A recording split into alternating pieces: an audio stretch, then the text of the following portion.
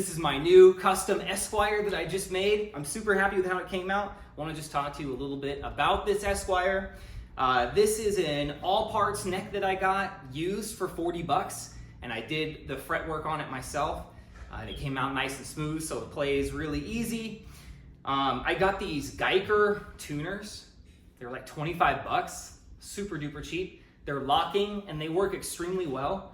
I used to be really anti kind of cheap imported tuners, but these are really stable. They work nice.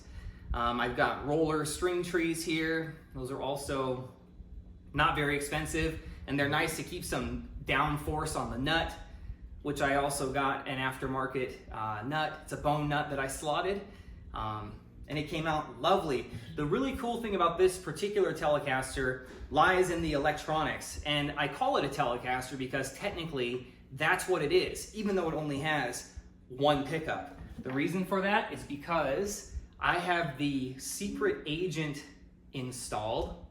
This is like the Brad Paisley signature custom shop pickup. The concept is that you can mount it underneath your pick guard if you have an Esquire, and then basically you'll have a Telecaster that looks like an Esquire. What is the benefit of that? Absolutely no benefit at all, other than it looks really cool, in my opinion, and it's kind of a cool secret to have a Tele pickup under there. I've noticed that it is significantly less powerful than the bridge pickup. So for my bridge pickup, I have a G&L MFD out of a G&L ASAT Classic bridge pickup, and it is all kinds of hot. Even though it puts out, it's about 6.85 K ohm resistance, which usually isn't associated with that hot of a pickup. This thing has a giant ceramic magnet under it, and it is just, it has a ton of output compared to the Seymour Duncan, which has almost 11K, so significantly more ohms of resistance, but isn't as hot. Granted, it's also farther away from the strings and underneath the pick guard, but let me show you what I'm talking about. So this is the ASAT pickup wide open.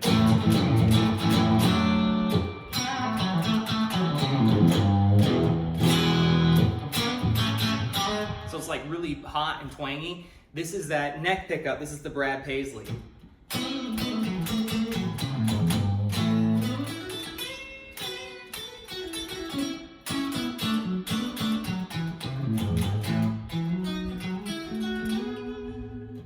So it sounds good, but it's definitely a much noticeably quieter pickup.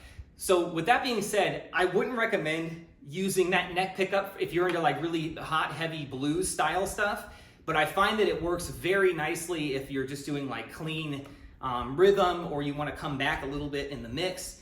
The bridge pickup is almost like turning on an overdrive pedal compared to that Brad Paisley neck pickup. But the cool thing is that you have an Esquire with a switch that actually does something. It engages a different pickup instead of traditionally it engages a resistor or capacitor that basically cuts all the highs out of your tone, and it sounds like basically turning the tone knob all the way down, which sounds bad.